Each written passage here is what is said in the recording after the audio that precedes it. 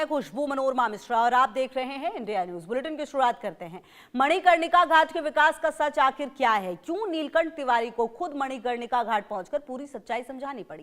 पहले नीलकंठ का ये वीडियो सुनाते हैं आपको और सच्चाई समझाते हैं, फिर समझाएंगे कि विपक्ष ने क्या आरोप लगाए हैं।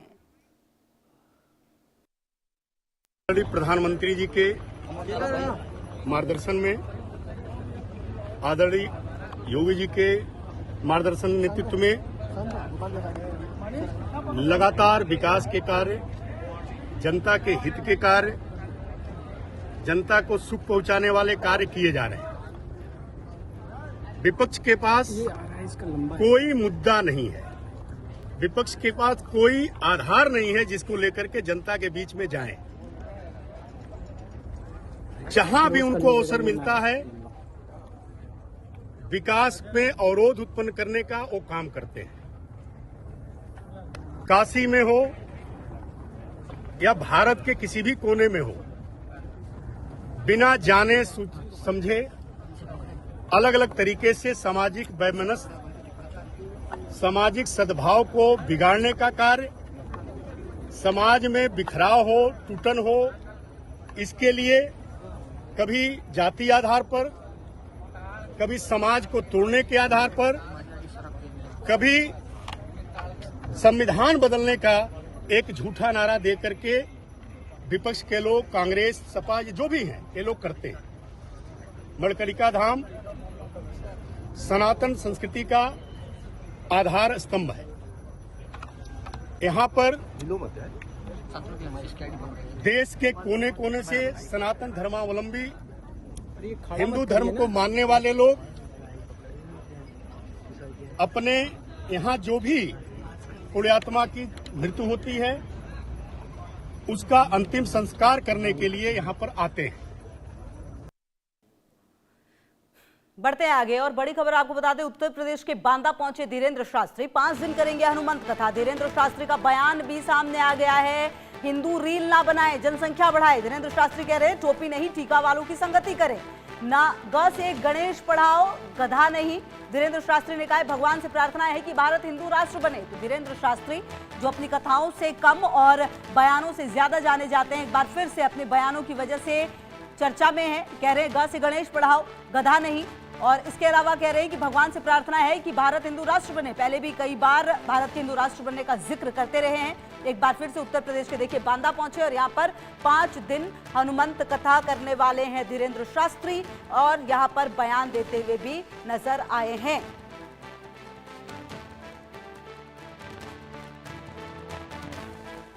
हमने कामनाथ भगवान से प्रार्थना की कि भारत हिंदू राष्ट्र हो, बुंदेलखंड में समृद्धि आए, बांदा में हनुमान जी कथा सुनने आवे, ये प्रार्थना हमने की। प्रवीण जी को साधुवाद, यहाँ के सभी देवालयों को दंडवत प्रणाम कर रहे हैं।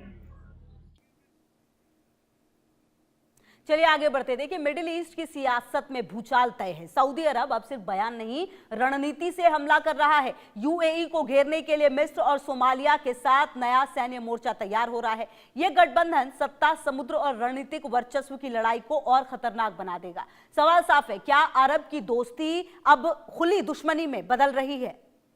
ये अपने आप में बेहद अहम सवाल है और आपको बता दें कि मिडिल ईस्ट की राजनीति में एक बड़ा शिफ्ट देखने को मिल रहा है।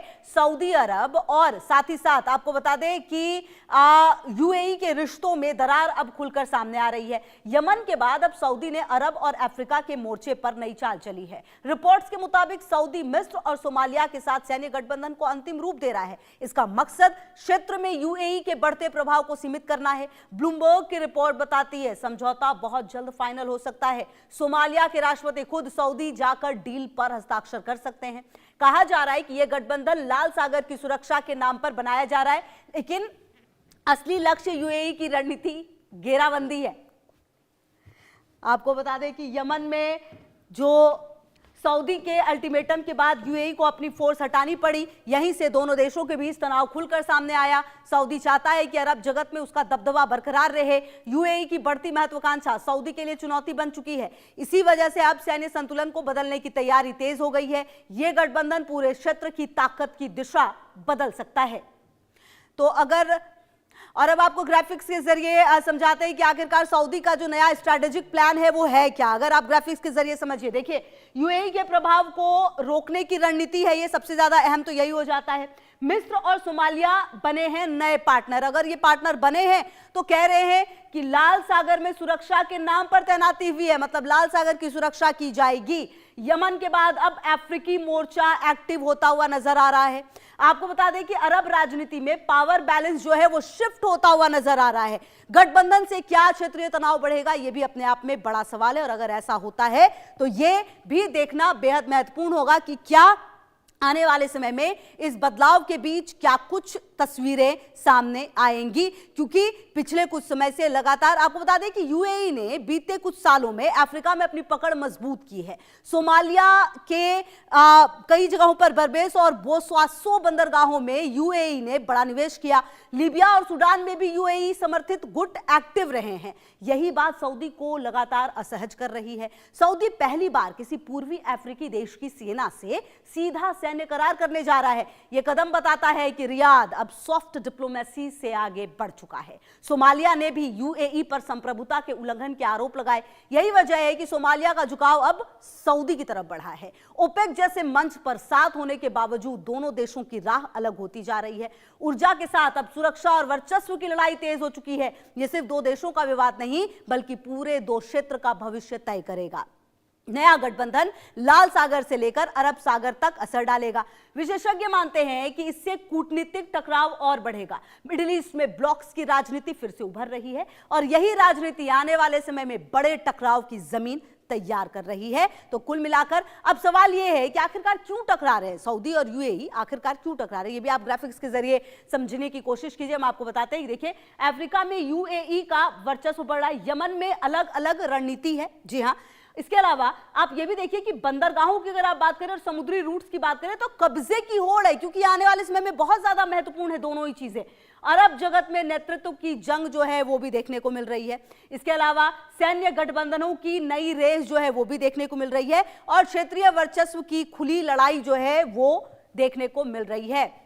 बहरहाल अब देखना यह है कि आने वाले समय में इस तरह की स्थिति कब तक बनी रहेगी और क्यों आखिरकार ये जो टकराव है वो इस हद तक बढ़ गया है कि अलग अलग रणनीति। अब यह साफ हो चुका है कि मिडिल ईस्ट में दोस्ती स्थायी नहीं, हित स्थायी नहीं। सऊदी का नया गठबंधन यूएई के लिए सीधी चेतावनी है। आने वाले महीनों में यह टकराव सिर्फ कूटनीतिक तक सीमित नहीं रहेगा। ताकत का यह खेल पूरे क्षेत्र को अस्थिर कर सकता है। दुनिया की नजर अब रियाद, अबू धाबी और उनके नए गठबंधनों पर टिकी हुई है। बहरहाल देखना यह है कि आने वाले समय में क्या ये जो परिस्थितियां हैं वो और ज्यादा बदलती हुई नजर आएंगी।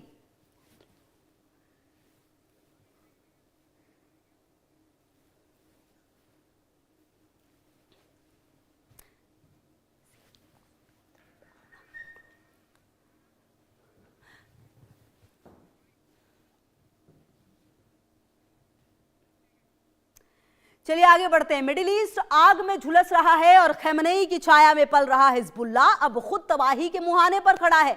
ईरान अंदर से सुलग रहा है, बाहर उसका मोर्चा ढह रहा है। बेका घाटी पर हुए हमले ने साफ कर दिया अब जंग सिर्फ सीमाओं की नहीं नेटवर्क की है। इजराइल सीधे हिजबुल्ला के गढ़ पर वार कर रहा है। सवाल बड़ा है, क्या खमेनेई का पूरा एक्सेस अब बिखरने लगा है? जी हां, कई सारे सवाल हैं। मध्य पूर्व एक बार फिर खून और बारूद की आग में घिरता हुआ नजर आ रहा है। लेबनान की बेका घाटी पर हुए ताजा हमले ने हालात को और विस्फोटक बना दिया। इजरायली वायुसेना और तोपखाने ने इलाके को निशाना बनाया। इजरायल का दावा है यहां हिजबुल्लाह के रॉकेट लॉन्च पैड मौजूद थे। आईडीएफ प्रवक्ता ने इस कार्रवाई को निवारक हमला बताया है। इजरायल का कहना है कि यह राष्ट्रीय सुरक्षा के लिए जरूरी कदम था। तेल अवीव लगातार आरोप लगाता रहा है कि हिजबुल्लाह नागरिक ढांचे की आड़ लेता है। बेका घाटी को हिजबुल्लाह का मजबूत गढ़ माना जाता है। यही इलाका हथियारों की आवाजाही का अहम गलियारा भी बताया गया है। हमले के बाद इलाके में धुएं और मलबे के बीच दहशत का माहौल है। स्थानीय रिपोर्ट्स में रिहायशी इमारतों के तबाह होने की बात सामने आई है। नागरिक हताहतों की खबरों ने चिंता और बढ़ा दी है। महिलाओं और बच्चों के घायल होने की सूचना भी सामने आई है। अस्पतालों पर दबाव लगातार बढ़ता जा रहा है। पूरा लेबनान डर और अनिश्चितता के साये में जीता हुआ नजर आ रहा है और कुल मिलाकर अगर यही परिस्थितियां रही तो आखिरकार क्या बदलाव होंगे ये देखना होगा, बेहद महत्वपूर्ण है। बिल्कुल। और अब आप ग्राफिक्स के जरिए ये भी समझिए कि बेका घाटी क्यों टारगेट बनी है। जी हां, ग्राफिक्स के जरिए आपको समझाने की हम कोशिश करते हैं। अब देखिए, हिजबुल्लाह का मजबूत गढ़ रहा है ये बेका घाटी। हथियार सप्लाई का रणनीतिक कॉरिडोर माना जाता है इसे। जी हां, इजराइल के लिए हाई थ्रेट जोन है ये। अगर आप इसको ऐसे समझे तो इजराइल के लिए हाई थ्रेट जोन है, घनी आबादी है, इसलिए ज्यादा जोखिम होता है यहां पर। जी, और एयर स्ट्राइक से आपको बता दें कि क्षेत्रीय तनाव जो है चरम पर दिख रहा है। संघर्ष से जो मानवीय संकट है वो बढ़ता हुआ नजर आ रहा है। तो आखिरकार बेका घाटी को क्यों निशाना बनाया गया, ये आपने समझा। इस हमले के बाद आपको यह भी बता दें कि लेबनान सरकार ने कड़ी प्रतिक्रिया दे दी है। जी हां, बेरूत ने इसे संप्रभुता का खुला उल्लंघन बताया। संयुक्त राष्ट्र से हस्तक्षेप की अपील की गई। दूसरी ओर अंतर्राष्ट्रीय समुदाय संयम बरतने की अपील कर रहा है। यूरोपीय संघ ने चेताया कि हालात नियंत्रण से बाहर जा सकते हैं। आपको बता दें कि विशेषज्ञ मानते हैं कि यह टकराव बड़े युद्ध का संकेत हो सकता है। हजारों लोग डर के कारण अपने घर छोड़ने पर मजबूर हो रहे हैं। नया शरणार्थी संकट खड़ा होने की आशंका बढ़ गई है। युद्ध की आग सिर्फ सीमाओं तक सीमित नहीं रही, इसका असर राजनीति, अर्थव्यवस्था और मानवता पर पड़ता है। इधर ईरान अंदरूनी असंतोष और विरोध प्रदर्शन से जूझ रहा है, उधर उसका सबसे मजबूत मोहरा हिजबुल्लाह लगातार कमजोर पड़ रहा है। यह खमेनेई के क्षेत्रीय प्रभाव के लिए बड़ा झटका माना जा रहा है। एक्सिस ऑफ रेजिडेंस की ताकत पर अब सवाल उठने लगे हैं। मिडिल ईस्ट की पूरी ताकत का समीकरण बदला बदला सा नजर आ रहा है। और इसीलिए अब आपको एक बार फिर से ग्राफिक्स के जरिए हम समझाने की कोशिश करेंगे कि आखिरकार दो मोर्चों पर घिरता हुआ ईरान क्यों नजर आ रहा है। ग्राफिक्स के जरिए हम आपको समझाने की कोशिश करते हैं। आप देखिए कि कहीं ना कहीं जो देश के अंदर चल रहा है ईरान में, उसके आपको बता दें कि जो देश के अंदर विद्रोह है वो काफी ज्यादा है। बाहर सहयोगी गुट जो है वो कमजोर होता हुआ नजर आया है। और ऐसे में आपको बता दें कि ये पूरी परिस्थिति अगर आप देखें, हिजबुल्लाह पर दबाव काफी ज्यादा है और इजराइल की जो रणनीति है वो काफी आक्रामक मानी गई है। इसके अलावा जो क्षेत्रीय पावर बैलेंस है वो शिफ्ट होता हुआ नजर आया है और खमेनेई की रणनीति पर संकट है। कुल मिलाकर ये जो पूरी परिस्थिति है वो बदलती बदलती सी इसीलिए नजर आ रही है। अब देखिए, तस्वीर धीरे धीरे साफ हो रही है। ईरान अंदर से टूट रहा है और बाहर उसका प्रभाव भी दरक रहा है। हिजबुल्लाह पर हो रहे हमले सिर्फ सैन्य कार्रवाई नहीं बल्कि एक पूरे नेटवर्क पर प्रभाव है। आने वाले समय में यह टकराव पूरे मध्य पूर्व की दिशा तय करेगा और दुनिया एक बार फिर युद्ध की छाया में खड़ी नजर आ रही है। तो कुल मिलाकर अब देखना यह है कि आने वाले समय में क्या ईरान की धरती, जिसका इस्तेमाल लगातार हिजबुल्लाह, हुती, हमास जैसे आतंकवादियों के लिए किया गया, क्या वो अब साथ देने के लिए सामने आएंगे, खुलकर साथ देंगे, खुलकर लड़ाई में साथ आएंगे? क्योंकि कहीं ना कहीं इजराइल लगातार तमाम आतंकवादी गुटों को खत्म करने की कोशिश करते रहा है। और चलिए आगे बढ़ते हुए बात अब कर लेते हैं ड्रैगन की, जो सागर में आग से खेल रहा है। जी हां, चीन सागर में ड्रैगन आग से खेल रहा है और दुनिया सांस रोककर देख रही है। वेनेजुएला में अमेरिका के सामने चारों खाने छित होने के बाद भी बीजिंग की हेकड़ी खत्म नहीं हुई। अब वही आक्रामकता ताइवान के दरवाजे तक पहुंच चुकी है। जी हां, आपको बताएं, 34 लड़ाकू विमान और 11 युद्धपोत, ये महज अभ्यास नहीं बल्कि खुला शक्ति प्रदर्शन है। सवाल साफ है, क्या ड्रैगन जंग का रास्ता चुन सकता है? जी हां, चुन चुका है क्या ये रास्ता? ये भी अपने आप में बड़ा सवाल है, क्योंकि जिस तरह की परिस्थितियां बदलती हुई नजर आ रही है, ताइवान के आसपास हालात तेजी से तनावपूर्ण होते जा रहे हैं। ताइवान के रक्षा मंत्रालय ने बड़ी सैन्य हलचल की पुष्टि की। पीपल्स लिबरेशन आर्मी के 34 लड़ाकू विमान इलाके में देखे गए। पीएलए नेवी के 11 युद्धपोत भी तैनात पाए गए। एक आधिकारिक चीनी जहाज की मौजूदगी भी दर्ज की गई। इस गतिविधि को बीते महीनों की सबसे बड़ी तैनाती बताया जा रहा है। चीनी विमानों में से 18 ने मीडियन लाइन पार की। मीडियन लाइन को ताइवान तक अनौपचारिक सीमा मानता है। इन विमानों ने ताइवान के ADIZ क्षेत्र में प्रवेश किया। ताइपे प्रशासन ने इसे खुली उकसावे की कार्रवाई बता दिया है। उत्तर से लेकर दक्षिण पश्चिम तक गतिविधियां दर्ज की गई। रडार और इलेक्ट्रॉनिक्स निगरानी से हर मूवमेंट पर नजर रखी गई। ताइवान की वायुसेना तुरंत अलर्ट मोड पर आ गई। नौसेना ने भी जहाजों की तैनाती बढ़ा दी है, जवाबी कार्रवाई बढ़ा दी है। पूरे क्षेत्र में युद्ध जैसी सतर्कता देखने को मिल रही है। अब आपको ग्राफिक्स के जरिए हम समझाने की कोशिश करते हैं कि आखिरकार क्यों आग से खेलता हुआ नजर आ रहा है, ये भी आपको बताएंगे। फिलहाल आपको ये बता दें कि चीन ताइवान को अपने क्षेत्र का हिस्सा मानता है। ताइवान खुद को स्वतंत्र और लोकतांत्रिक देश बताता है। यही मूल विवाद दशकों से तनाव की जड़ बना हुआ है। हर नई सैन्य तैनाती इस टकराव को और गहरा करती है। विशेषज्ञ मानते हैं कि यह मनोवैज्ञानिक दबाव की रणनीति है। बीजिंग ताइपे पर लगातार दबाव बनाना चाहता है। इसका असर केवल ताइवान तक सीमित नहीं है, पूरी इंडो पैसिफिक क्षेत्र में सुरक्षा समीकरण बदल रहे हैं। अमेरिका लगातार ताइवान के समर्थन में खड़ा दिखाई दे रहा है। वेनेजुएला में चीन की कूटनीतिक चालें नाकाम हो चुकी हैं। अमेरिका ने वहां चीन की रणनीति को झटका दे दिया। इसके बावजूद बीजिंग अपनी आक्रामक नीति से पीछे नहीं हट रहा। चीन दक्षिण सागर से लेकर ताइवान तक शक्ति प्रदर्शन जारी है। ये वैश्विक टकराव के संकेत भी माने जा रहे हैं। दुनिया एक बार फिर नए शीत युद्ध के मुहाने पर खड़ी नजर आ रही है। अब सवाल ये उठता है कि आने वाले समय में ताइवान पर जो ये मंडराया है खतरा, आने वाले समय में इसको किस तरीके से देखा जाएगा, किस तरीके से तमाम परिस्थितियां जो हैं वो बदलती हुई नजर आएंगी। और इसी बीच एक बड़ी खबर आ रही है। एक बार फिर ठप हुआ है सोशल मीडिया प्लेटफॉर्म एक्स। हफ्ते में दूसरी बार डाउन हुआ है एक्स।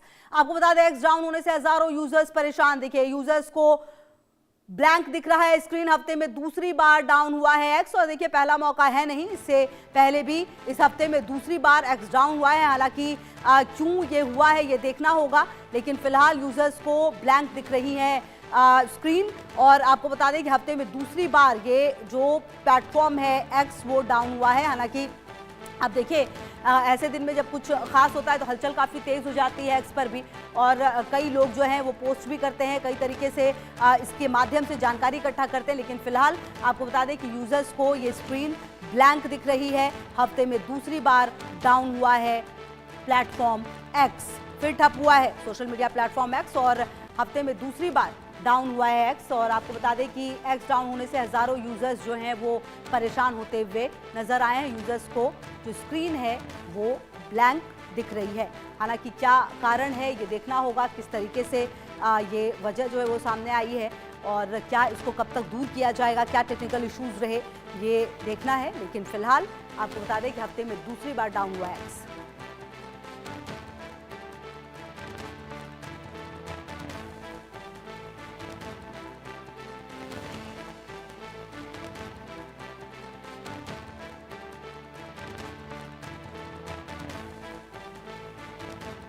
चलिए आगे बढ़ते हैं। छतरपुर जिले में सामने आए समलैंगिक विवाह के मामले ने एक बार फिर तूल पकड़ लिया है। बुधवार को दोनों युवतियों को उनके अपने परिजन साथ लेकर गए, लेकिन अब इस मामले में नया मोड़ तब आया जब एक युवती पुलिस अधीक्षक कार्यालय पहुंची और अपने परिजनों के साथ साथ पुलिस प्रशासन पर भी गंभीर आरोप लगाए हैं, प्रताड़ना के आरोप लगाए हैं। युवती ने अपनी पार्टनर के साथ रहने की अनुमति और सुरक्षा की गुहार लगाई। युवती का कहना है कि दोनों अपनी मर्जी से साथ रहना चाहती हैं, लेकिन समाज और परिवार उनके रिश्ते का विरोध कर रहे हैं। उसने प्रशासन से सुरक्षा प्रदान करने और अपनी जीवन संगिनी से मिलवाने की अपील की है। जानकारी के मुताबिक 23 साल की एक दूसरी के 21 साल की दूसरी युवती से करीब 5 साल से प्रेम संबंध थे। हाल ही में दोनों ने शादी कर ली। वहीं जब उनके परिजनों को इसकी जानकारी मिली तो उन्होंने इसका कड़ा विरोध किया। युवतियों के घर से लापता होने पर गुमशुदगी की रिपोर्ट्स दर्ज कराई गई। जब पुलिस दोनों को तलाश करके थाने लाई तो सिविल लाइन थाने में घंटों गहमागहमी रही, जहां पुलिस ने समझाकर उनके परिजनों के साथ उन्हें भेज तो दिया, लेकिन अब एक युवती ने पुलिस अधीक्षक को आवेदन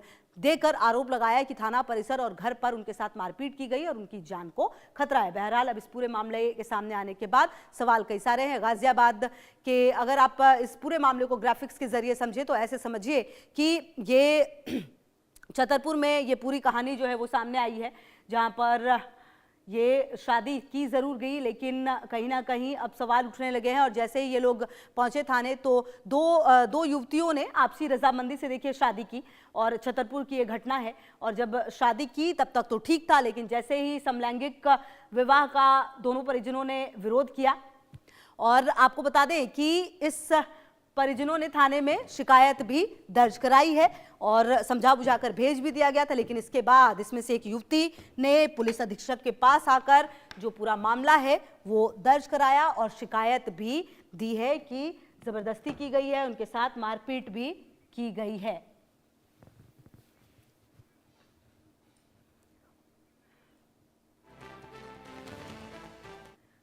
बढ़ते हैं आगे। गाजियाबाद के खोड़ा थाना क्षेत्र में बड़ा हादसा सामने आया है, जहां आजाद विहार में कविता पैलेस के पास बिजली के ट्रांसफार्मर में अचानक जोरदार ब्लास्ट हो गया। धमाका इतना तेज था कि आसपास के लोग सहम गए और इलाके में अफरा तफरी मच गई। ब्लास्ट के साथ ही ट्रांसफार्मर में आग और गर्म तेल सड़क पर फैल गया। हादसे के समय स्थानीय निवासी अनिल कुमार बनवाल अपनी गली स्थित घर में फोटोस्टेट कराने के लिए निकला था, तभी अचानक ट्रांसफार्मर फट गया और अनिल कुमार सहित आसपास के मौजूद लोग आग और गर्म तेल की चपेट में आ गए। स्थानीय पुलिस से मिली जानकारी के अनुसार इस दर्दनाक हादसे में अनिल कुमार बनवाल समेत कई लोग बुरी तरह से झुलस गए हैं। घायलों का अस्पताल में इलाज चल रहा है। तो इस घटना का जो वीडियो है वो भी सामने आया है, जहां आप देखिए कि बिजली के ट्रांसफार्मर में कैसे भीषण आग लगी है और उनके सर में हाथ पैर जल गया। ये विजय बनवाल जी के चाला है ना। तो बिजली के ट्रांसफार्मर में भीषण आग लग गई। कई लोग इस आग की चपेट में भी आते हुए नजर आए हैं।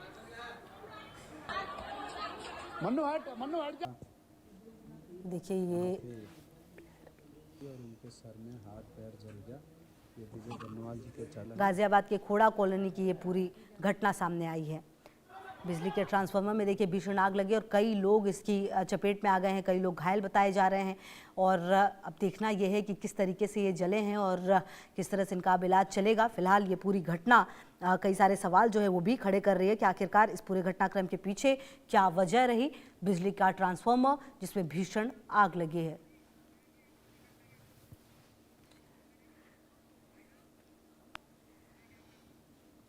तमाम खबरों पर नजर आप रही है हमारे साथ।